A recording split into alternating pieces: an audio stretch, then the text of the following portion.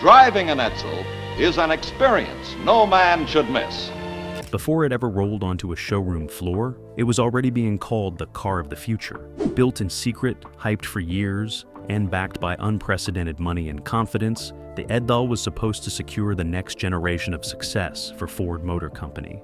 Executives believed it would redefine American driving, dominate a new market segment, and prove that Ford could out-innovate everyone at once. Instead, the Edsel became one of the most infamous failures in business history, a symbol of how vision, when detached from reality, can turn ambition into catastrophe. This is the story of Edsel, the car Ford bet everything on, and lost. Ford at a critical time. In the mid-1950s, Ford Motor Company was powerful, profitable, and deeply uneasy. On paper, the company was thriving. Its factories ran at full capacity, its cars filled American roads, and its name carried enormous weight. Yet beneath that confidence, a quieter anxiety had begun to take hold. The market was changing, and Ford could feel it slipping out of familiar patterns. Consumers were no longer satisfied with simple upgrades and familiar badges. They wanted novelty, status, and distinction. General Motors had mastered this psychology, segmenting the market with surgical precision and convincing buyers that identity could be purchased one trim level at a time. Ford, by contrast, was beginning to look blunt and predictable. Inside Dearborn, the fear was not of collapse, but of stagnation. Ford executives worried that without a bold move, the company would be trapped between mass-market affordability and premium aspiration, outflanked by competitors who understood CISA branding better than engineering. The solution, they believed, was not to refine what already existed, but to create something entirely new. Not a model, a brand. A car positioned precisely between Ford and Mercury, engineered to capture an untapped middle class, hungry for prestige without excess. The idea took on a life of its own almost immediately. Meetings multiplied, committees formed, market research flooded in by the millions of data points. The project was cloaked in secrecy, protected by code names and restricted access. Ford did not want competitors to anticipate what was coming. More importantly, it did not want doubt to spread internally. This car was not presented as a question. It was presented as an answer. The pressure intensified as the vision expanded. The new car would not merely compete, it would redefine the market. It would launch with multiple models, dozens of variations, and a nationwide reveal, unlike anything Detroit had attempted before. Advertising budgets ballooned, expectations hardened. The car was spoken about in superlatives long before it existed in metal. It was destined, executives insisted, to become the next great American automotive icon. What made the moment dangerous was how completely belief replaced restraint. The company convinced itself that enough research could eliminate uncertainty, that enough planning could control taste, timing, and desire. Dissent became rare, not because it was forbidden, but because momentum made it unnecessary. To question the project was to question Ford's understanding of the American consumer at a time when confidence was considered a competitive advantage. At the center of it all was the Edsel. Edsel was introduced internally, not as a gamble, but as destiny. It carried the weight of years of preparation, enormous investment, and executive pride. Ford had already decided what the car meant before the public ever saw it. That decision narrowed the margin for error to almost nothing. As the launch date crept closer, Ford held its breath. The company had committed not just money, but reputation. Not just engineering resources, but belief. The Edsel was no longer simply a vehicle waiting to be judged. It was a verdict waiting to be delivered. Is manufacturing a miracle? Once the decision was made, Ford did not build the Edsel cautiously. It built it aggressively, as if scale itself could guarantee success. Inside Ford Motor Company, the project expanded at a pace that left little room for reflection. This was not a soft launch or a limited experiment. The Edsel was designed to arrive fully formed, commanding attention from the moment it appeared. Ford planned not one model, but an entire lineup, spread across multiple factories, dealerships, and price points. The ambition was breathtaking, so was the risk. Executives believed they had studied the market exhaustively. Consumer surveys were conducted on an unprecedented scale. Focus groups dissected everything from chrome placement to dashboard layout. Statistical models promised to decode American desire with scientific precision. The conclusion seemed airtight. There was a gap in the market, and the Edsel would fill it perfectly. Confident in the data, Ford trusted that the car did not need to grow into acceptance. It would arrive already wanted. That confidence shaped every decision. Rather than refining a single, coherent identity, the Edsel was designed to be many things at once. It was meant to feel upscale but accessible, futuristic but familiar, bold but tasteful. Each department interpreted the brief slightly differently. Styling chased distinction. Engineering prioritized feature density. Marketing pushed excitement. What no one was empowered to do was simplify. Complexity became a virtue, proof that Ford was delivering more than its competitors. The car's most striking features were chosen not because they were proven, but because they were memorable. New technologies were introduced to signal progress. Controls were redesigned to look modern, even if they required relearning. Aesthetic choices were made to stand out instantly in a crowded field. The Edsel was not subtle, and it was never meant to be. Ford wanted a car that announced itself, one that could not be mistaken for anything else on the road. Behind the scenes, that ambition strained the organization. Manufacturing plants were asked to produce vehicles with unfamiliar components and tighter tolerances, often without sufficient lead time. Quality control systems struggled to keep pace with the complexity being introduced. Small inconsistencies multiplied as production ramped up. Engineers flagged concerns about reliability and assembly variation, but the sheer scale of the rollout made course correction difficult. Too much had already been set in motion. Marketing moved faster still. Advertising campaigns were launched months in advance, teasing a mystery car that promised to change everything. Dealerships were instructed to prepare for unprecedented demand. Sales staff were trained not just to sell a vehicle, but to deliver an experience. The reveal was framed as a cultural event, not a product introduction. Ford wanted the Edsel to feel inevitable, as if the public had been waiting for it all along. What made the situation perilous was how tightly the company tied its identity to the outcome. Internally, success was assumed. Forecasts projected strong sales almost immediately. Production targets reflected confidence rather than caution. There was little appetite for contingency planning. To imagine failure was to undermine the premise of the entire effort. The Edsel had to work because Ford had already acted as though it would. As launch day approached, the gap between expectation and reality quietly widened. Final adjustments were rushed. Training materials lagged behind design changes. Dealerships, eager but underprepared, absorbed the pressure passed down from above. The system was stretched taut, every part dependent on every other part performing flawlessly.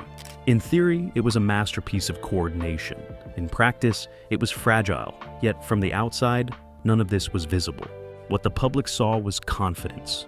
Ford projected certainty, scale, and excitement. The Edsel was presented as the product of unmatched expertise and insight. Few noticed how much faith was being placed in timing, perception, and luck. The miracle Ford was manufacturing depended not only on engineering and marketing, but on the assumption that nothing unexpected would intervene. In betting so heavily on a perfectly orchestrated outcome, Ford transformed uncertainty into danger. The Edsel was no longer just a car built to compete. It was a machine built to validate a belief system. And as the final preparations were made, the company stood poised at the edge of its own expectations, unaware of how little room remained to absorb surprise. By the summer before launch, the Edsel was no longer an idea inside Ford. It was metal, glass, and chrome moving down assembly lines in multiple plants at once. Stamping presses thundered day and night. New badges arrived in crates marked with a name the public still had not seen.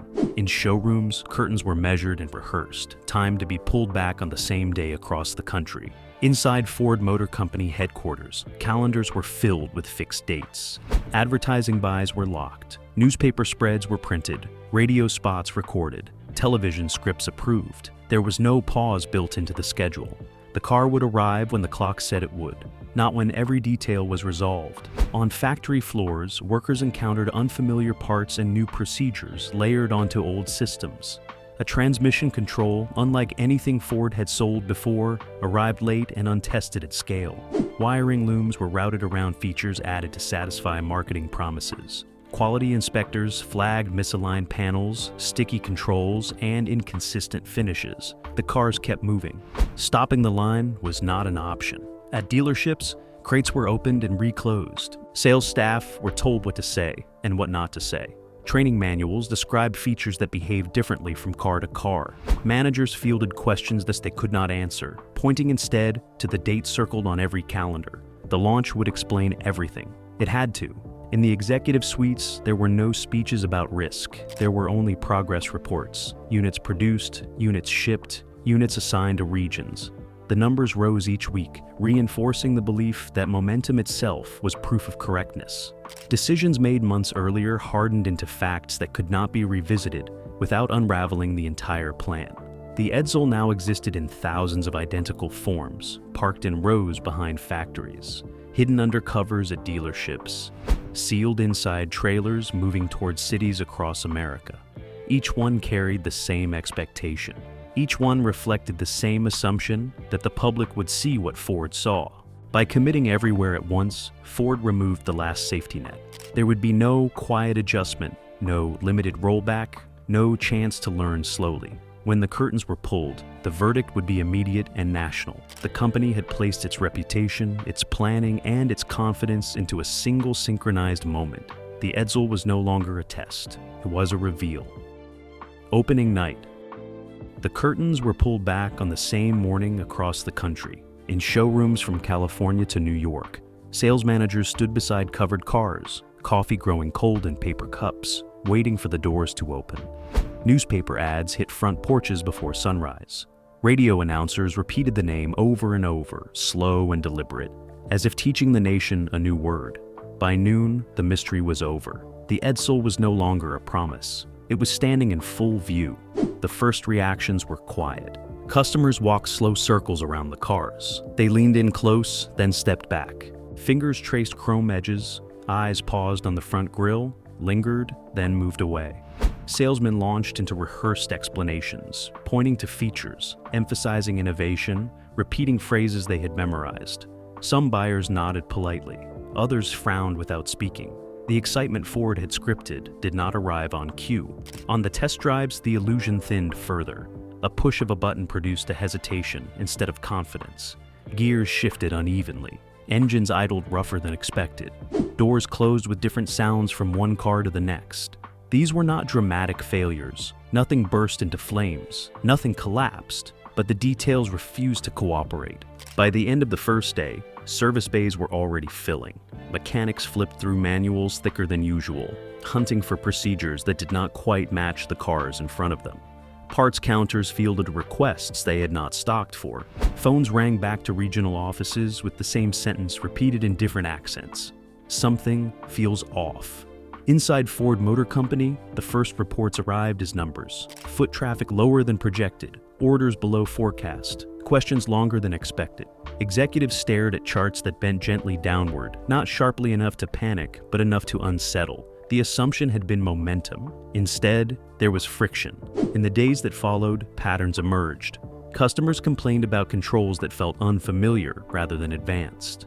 Buttons placed for novelty confused drivers, reaching instinctively for levers they had used for years.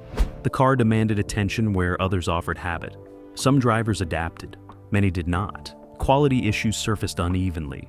One dealership reported flawless cars. Another logged returns within hours. Paint runs here, trim gaps there, radios that worked in the morning and went silent by afternoon.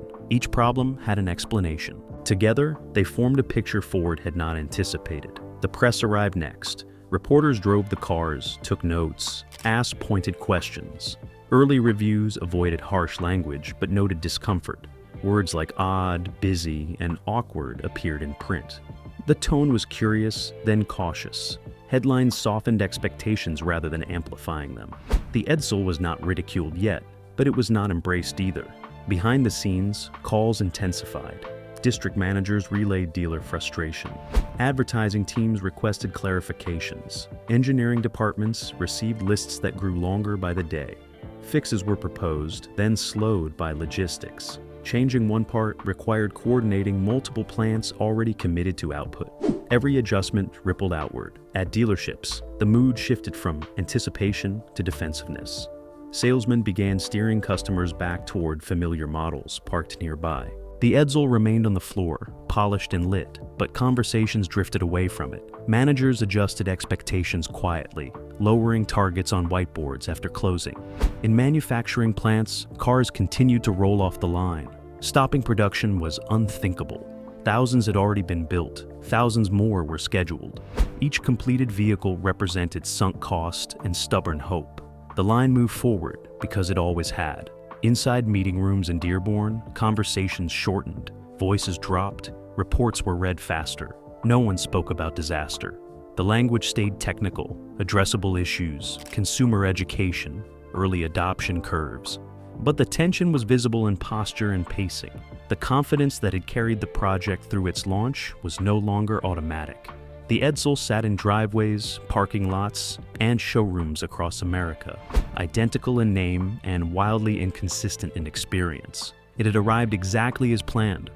What Ford had not planned for was how quickly the gap between expectation and reality could be felt, not in headlines, but in silence, in hesitation, and in customers who walked away without saying why. The market pushes back. Weeks passed, and the initial silence hardened into something more measurable. Dealership ledgers told the story in ink and empty space. Sales forecasts pinned to corkboards were quietly rewritten. Cars sat longer than expected, their tires collecting dust, their batteries drained from repeated demonstrations that ended without signatures. The Edsel did not spark conversation on the street, it stalled it. Customers who returned did not come with excitement. They came with lists. Steering felt heavy. Fuel economy lagged behind promises. Controls confused spouses who shared the car. Small frustrations stacked until they outweighed novelty. Some buyers requested fixes, others requested refunds. Many simply traded the Edsel back in for something familiar, absorbing the loss without argument. Service departments stayed busy. Mechanics learned the cars by necessity, not training. Replacement parts arrived late or wrong. Instructions changed between revisions. A fix applied to one car failed on another. Technicians improvised, leaving grease pencil notes under hoods for the next shift. The work was constant, but progress was uneven. Word traveled faster than advertising could correct it. Neighbors talked. Co-workers compared experiences. The Edsel's name, once whispered in anticipation, began to carry tone. Jokes appeared, cartoons followed. The distinctive grille became shorthand for excess and miscalculation. The car did not need a scandal, it had visibility. Ford's response came in layers. Updated advertisements emphasized craftsmanship. Press releases reframed complaints as misunderstandings. Dealers were instructed to reassure, to educate, to persist. Incentives quietly expanded. Extended warranties appeared. Each move acknowledged pressure without naming it. Inside Ford Motor Company, meetings grew longer and more frequent. Regional managers reported uneven performance. Some markets resisted entirely. Others moved inventory only through discounts that undercut the original positioning. The car meant to sit proudly between segments now drifted without anchor. Production numbers became uncomfortable facts. Warehouses filled. Transport schedules backed up. Cars built months earlier waited for buyers who never arrived. The scale that once promised dominance now magnified exposure. Every unsold unit was a reminder that confidence had been printed faster than demand. The market had not rejected the Edsel violently. It had done something worse. It had shrugged. Damage control. As winter approached, the tone inside Ford shifted from optimism to containment. The question was no longer how high the Edsel could climb, but how much damage it would do on the way down. Conversations narrowed, projections shortened. The car that had once dominated agendas now appeared as a line item that refused to disappear. Dealerships were given options: rebadging, repricing, redistribution. Some locations quietly moved Edsels off prominent floors, placing them at the edges of lots, angled away from entrances.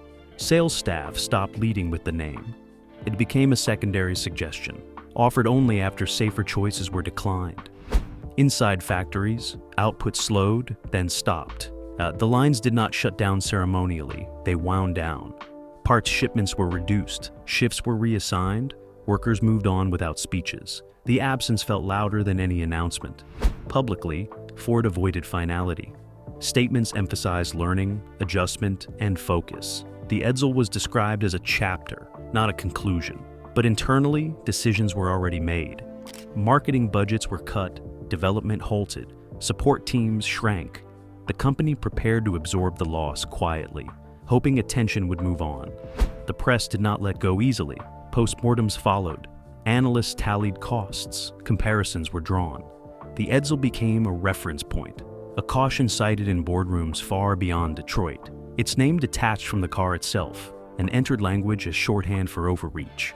Within Ford, the reckoning was personal. Careers stalled, promotions paused, memos grew careful. The project that had once promised advancement now marked resumes with silence. Engineers boxed up notes, marketers archived campaigns. The work did not vanish, but it no longer belonged to the future. The Edsel remained visible for a while longer, parked behind dealerships, stored in lots, remembered in conversations that trailed off mid-sentence. It had arrived with noise and left with paperwork. Ford survived, the car did not. And in the space between those outcomes lived a lesson no chart could soften. That scale amplifies mistakes, that belief cannot replace restraint, and that when a company bets everything on one idea, the market decides whether it deserves to win. The reckoning did not arrive all at once.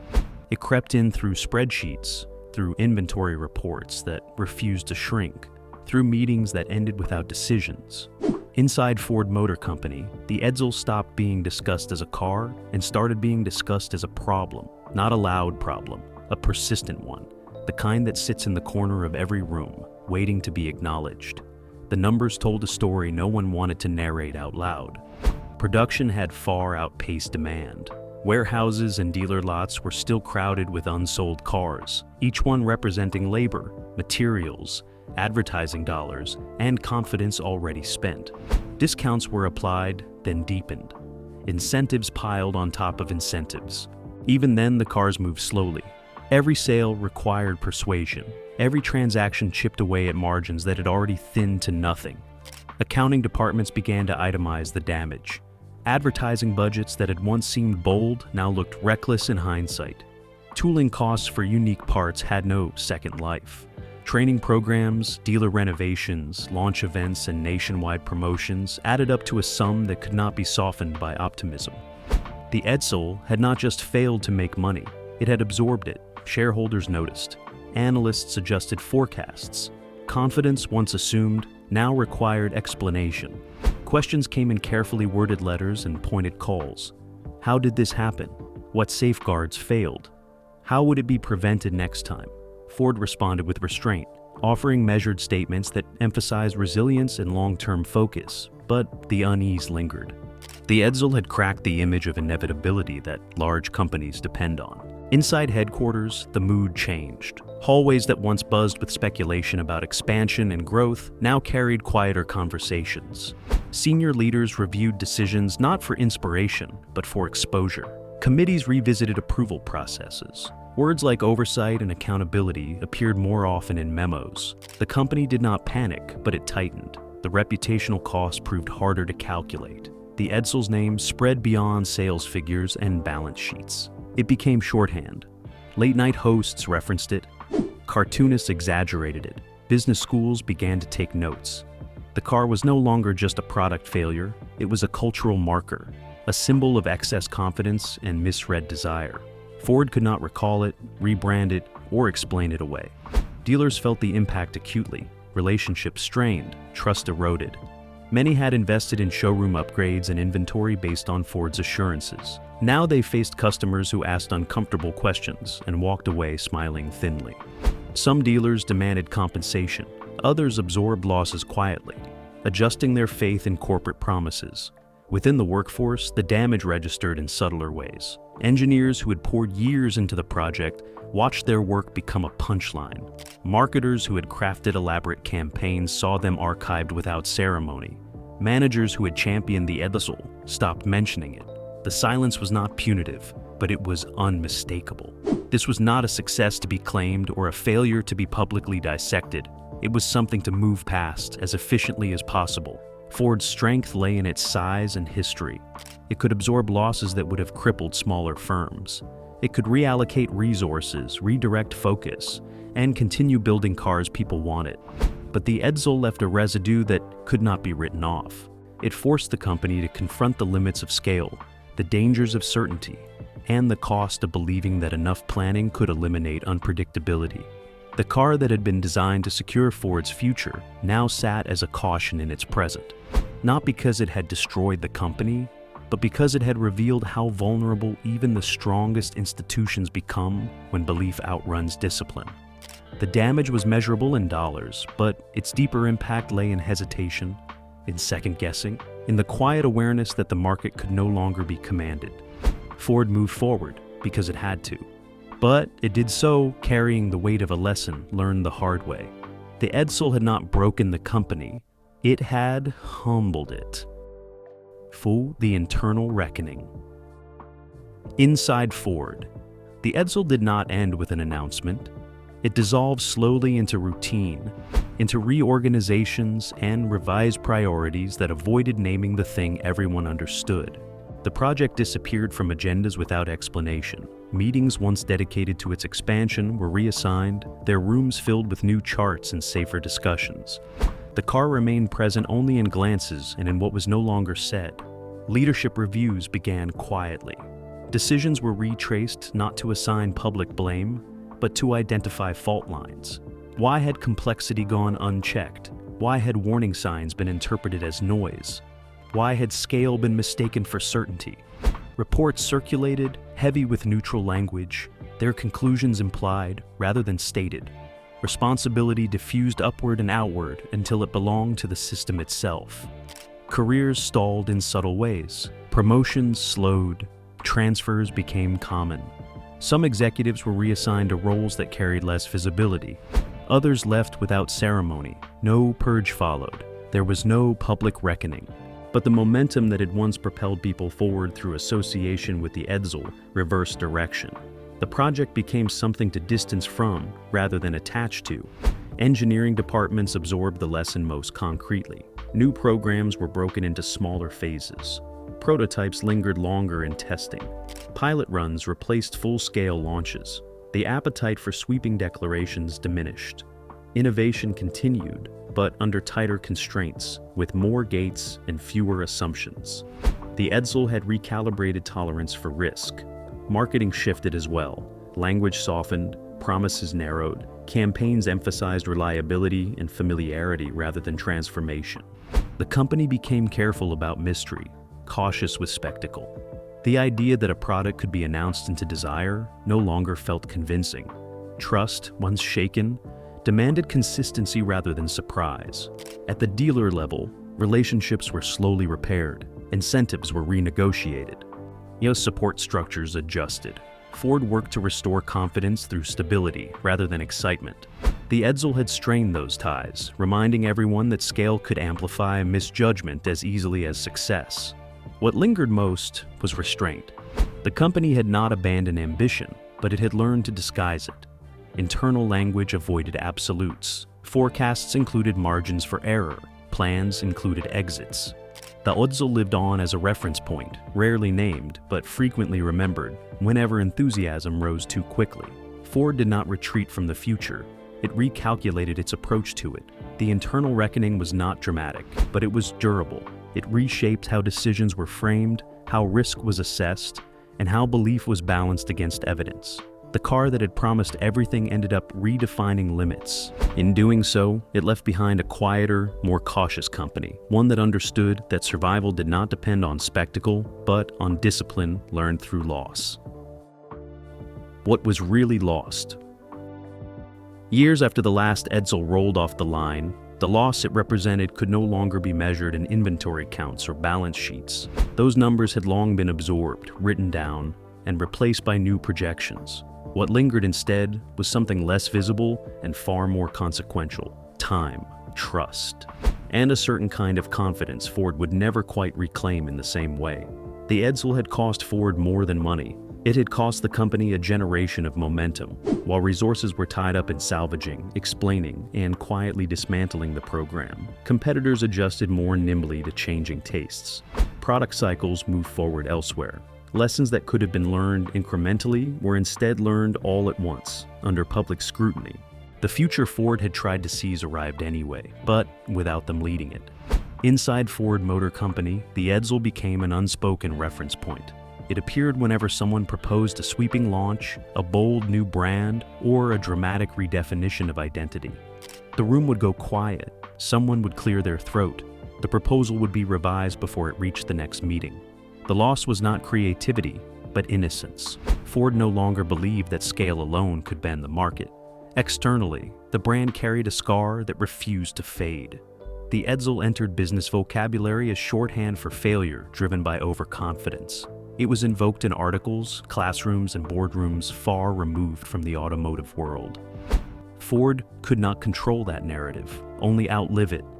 Every future success would be measured against the memory of that miscalculation, proof that even giants could stumble publicly. The greatest loss, however, was philosophical. The Edsel revealed the danger of mistaking data for understanding and research for certainty. Ford had known the customer statistically, but not emotionally. It had listened for confirmation instead of contradiction.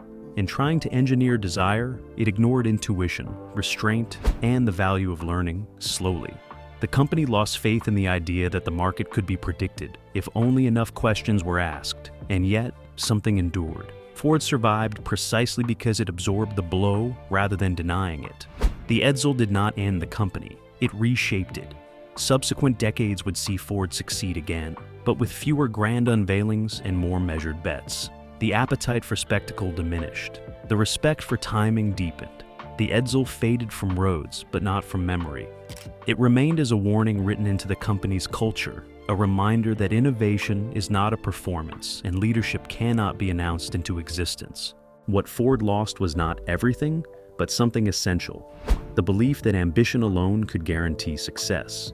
What it gained was harder won, humility, caution, and the understanding that the market does not reward confidence. It rewards alignment between promise and reality. The Edsel was not just a failed car, it was a failed certainty. Ford survived the loss, but never forgot it. In the end, the market delivered a simple verdict. Innovation cannot be declared, demand cannot be engineered, and belief on its own is never enough.